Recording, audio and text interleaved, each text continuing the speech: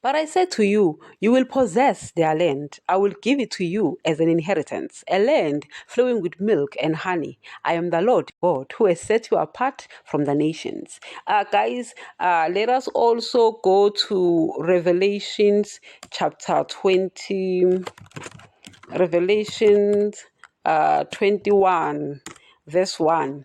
It reads, Then I saw a new heaven and a new earth. For the first heaven and the first earth had passed away, and there was no longer any sea. I saw the holy city, the new Jerusalem, coming down out of heaven from God, prepared as a bride beautifully dressed for her husband. And I heard a loud voice from the throne saying, Look, God's dwelling place is now among the people, and he will dwell with them. They will be his people, and God himself will be with them and be their God. He will wipe every tear from their eyes. There will be no more death, or mourning, or crying, or pain, for the old order of things have passed away. He who was seated on the throne said, I am making everything new. Then he said, Write this down, for these words are trustworthy and true. Greeting, guys. It is me here with a message of the kingdom of heaven. Guys, land flowing with milk and honey versus the new earth. Which one? Which one do you choose? Guys, I love the letter.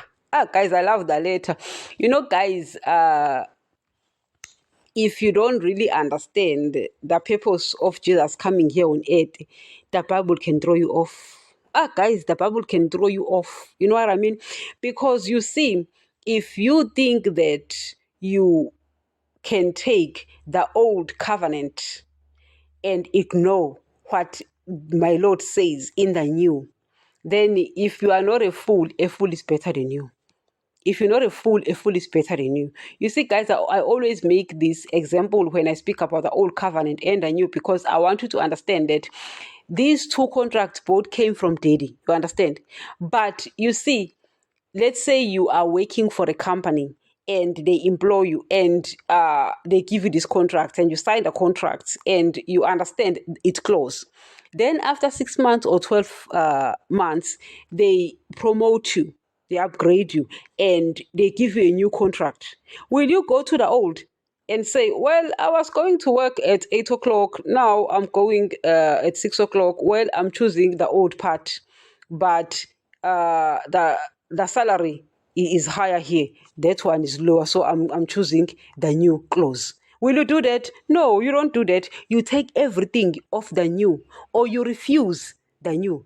Maybe you stick with the old. Now the problem with Daddy, even though he's the one who is behind the old covenant as well as the new, yes, we understand that it's Daddy who was dealing with the Israelites, but Jesus is now dealing with us because Jesus had to come and give us the blood. So Daddy gave us over to Jesus, to the Son, because we need to honor, we need to worship the Son and give him the honor that he deserves, because he died for us. He was punished for us. You understand? So we are honoring Jesus. So Jesus is giving us a different promise than the promise than Daddy gave to the Israelites. You understand? And worst part, I'm a Gentile, you are a Gentile. You are not part of the Israelites, the physical Israelites. So it doesn't make sense for you to ignore what Jesus is promising when Jesus came to give all of us the blood, because we all came from Adam, who came from Jesus, who came from God. Do you understand? So now when you decide to pick and choose and say, no, I'm choosing that old clothes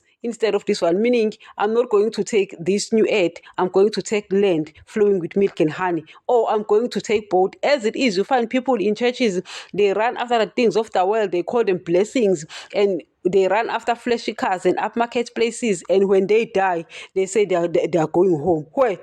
Home where? Heaven where? To do what there?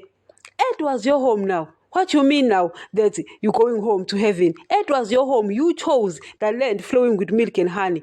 Listen to me. I want you to understand very well. You cannot pick and choose. Daddy has made sure that that old covenant is obsolete. It's no longer in use. You understand? That in fact, if we didn't need to understand the origin of the word or the origin of Jesus, the old covenant would not have been attached to the new one.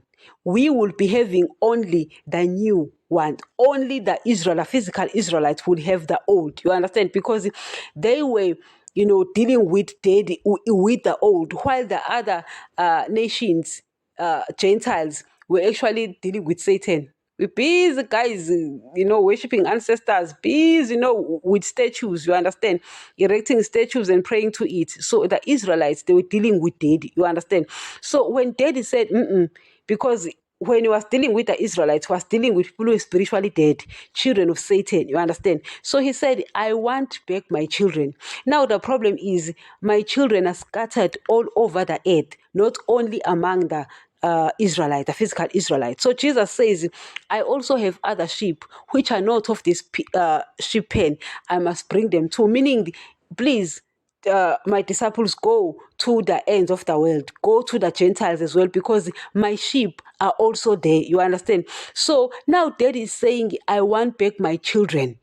You understand? So he actually got rid of the old covenant, because the old covenant was dead, dealing with children of Satan, you understand, children who were spiritually dead and they were slaves. So he said, I wanted my children, because also among the physical Israelites, I also have my sheep, even though many of them are wolves, but I also have my sheep, like the Daniel, the David, the Moses, you understand, the Abraham, the Joshua, the Caleb, So he also had his sheep among those dead wolves, you understand. So also with the Gentiles, as much as there are a lot of wolves as well among the Gentiles, he also has his sheep. So he says, now I'm getting rid of the old covenant. So I want back my children and I want them all together. Hence, Jesus says in the Gospel of John 10, I also have sheep which are not of this sheep pen, meaning the physical Israelites. I must get them too. They too will listen to my voice and follow me. You understand? And they will be one flock and I will shepherd them. You understand? I don't know, guys, if you get that. So that old covenant is over and done with. So there is no need for us to quote from it. If you are quoting from it, and I always say this, make sure that what you are quoting is not contrary to the new. Because in time past, Daddy spoke to the Israelites through the prophet. At that time, they were physically alive, the prophet. But in these days, he speaks through Jesus, the Son. You understand? I need you to get that. So we are dealing with the new. So Daddy dealt with the Israelites and he promised them the land flowing with milk and honey, because he wanted to bring about Jesus. So he wanted them to be interested in obeying him so that they will make it there, thus bring Jesus here on earth as he did. So there's no need to stick to the milk and honey, because Jesus has given us a new promise. That's why he says the secret knowledge of the kingdom of heaven has been given to you, but not to the world. You understand? And he says, no ear heard, no mind is conceived, and no eye has seen the things God has promised those who love him, but he reveals it to us. You understand? And he says our inheritance is reserved in heaven. And Paul says, fix your eyes on things above, where your Lord is. You understand? So guys, you need to understand that the promise is different. It's not the same.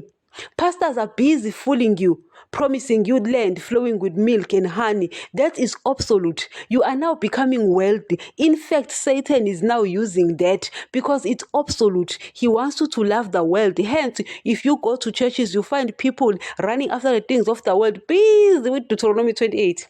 Busy. You know what I mean? Running after land flowing with milk and honey. And they are dying. You understand? Jesus said, Nini, get out of there. Get out from the church, because you will also take their teachings. You will not enter my kingdom. If you love the things of the world, you won't enter my kingdom. Pastors were busy telling me to dream big. Dream big, dream big. He will bless you with this, he will bless you with that. Jesus says, get out of the church. Get out. Guys, so I left the church. I don't belong to any denomination, because Jesus is like, I did not promise you that. I promised you this. You understand? Jesus, guys, is promising us a new earth. A new earth, not land flowing with milk and honey. Pastors are busy deceiving you. It's okay if you're a wolf. You can take that. But as a sheep, you take Jesus' promise. You understand? Daddy understands that he was dealing with people who are spiritually dead.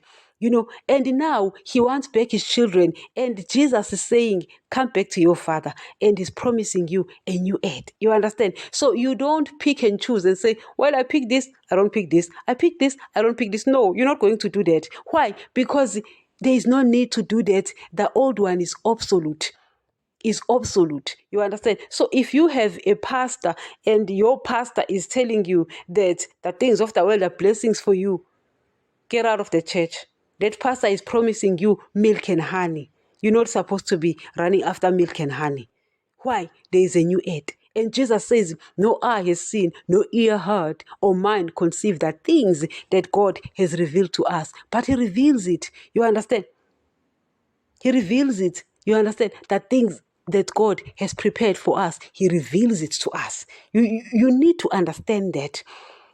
He says the secret knowledge of the kingdom of heaven has been given to you, but not to the world. Meaning, I want you to crave it. You see, guys, if you look at the Old Testament, you'll find that Daddy will take Caleb and Joshua and each from each tribe of Israel to go and view the land. Why did he do that? He wanted them to know that this land is here, and he wanted them to crave it. He wanted them, guys, to desire it. And they desired it. They craved it. You understand? So it's the same thing. Jesus says, the secret knowledge of the kingdom of heaven has been given to you, but not to them. Meaning that I am revealing it to you. You know what I mean? Meaning I am revealing this to you. You understand? I'm revealing this new earth, and John is saying there is no longer any sea. This city, New Jerusalem, you understand? And Paul says, I was taken to third heaven and I saw paradise, you understand? So Daddy is revealing these things because he wants you to see it so that you will crave it and want to be there. Guys, that's what I've been promised. That's why I don't have a church, because pastors are promising me something that Jesus did not promise me. Why should I go and listen to someone who's promised me something that I wasn't promised? Jesus has promised me something else, you understand? So that is what I love. That is what I want, you understand? That's the proof I have, you understand? He's giving me proof of these things, so I want these things. I don't know, guys, if you understand what I'm trying to say. So he reveals these things because he wants you to crave them. You see, guys, here on earth, the world is promising us flashy cars. You open TV, you see these advertisements of these beautiful cars. They show us these upmarket places, these beautiful houses and everything. Why? They are promising us. They want us to desire it. But this is land flowing with milk and honey. I don't want it. That's not what Jesus promised me. You understand? Instead, guys, Jesus gave us a command to not love the world or the things of the world. These things don't come from the Father. They come from the world. Do you understand? He's saying the boasting of what you have. Oh, guys, you hear that? The boasting of what you have and does is not of the Father. Meaning, are you a teacher? Are you a doctor? Are you a lawyer? These professions don't come from God. They come from the world. Satan is the god of this world. So he's not the one giving it to you. The boasting of what you have and does, the things you have, these fleshy things, these upmarket, they don't come from the Father. And you go to churches, you hear people's testimonies. They testify about the things of the world. God has blessed me with this, has blessed me with this, busy lying through their teeth, deceiving each other, and in the process, dying spiritually. Hence, people who go to church are spiritually dead because they took that which was not for them. Daddy says, I've actually prepared a new earth for you. This is a promise, you understand? And he wants you, to have this in mind. That's why he reveals it. You might say, I don't believe in it. You don't have to. Your beliefs are not that important. My beliefs are not that important. But he reveals them. So when he reveals them to us, it's like, wait a minute, Jesus. So people don't believe in the existence of heaven and hell and you, Jesus. But you still reveal these things. Damn, people's beliefs aren't that important. Guys, I came to that realization because of that. Because in my mind, I'm like, wait a minute. There's even a church that preaches non-existence of hell. And I'm like, wait a minute, Jesus. But to still reveal these things. I mean, guys, if Jesus, guys, that man can even take you out of your body and show you things outside this world. So when you hear people say these things, they don't believe in these things. Guys, you see, and you're like, your beliefs aren't that important. They don't take away what Jesus has said. You understand? But even if, guys, you don't have proof, are you willing to gamble? Are you really, really willing to gamble with the forever? Guys, we only spend 2 minutes here on earth. Even if you live 100 years, you spend 2 minutes. The forever is spent on the other side. Are you willing to gamble? Are you willing? Guys, until next.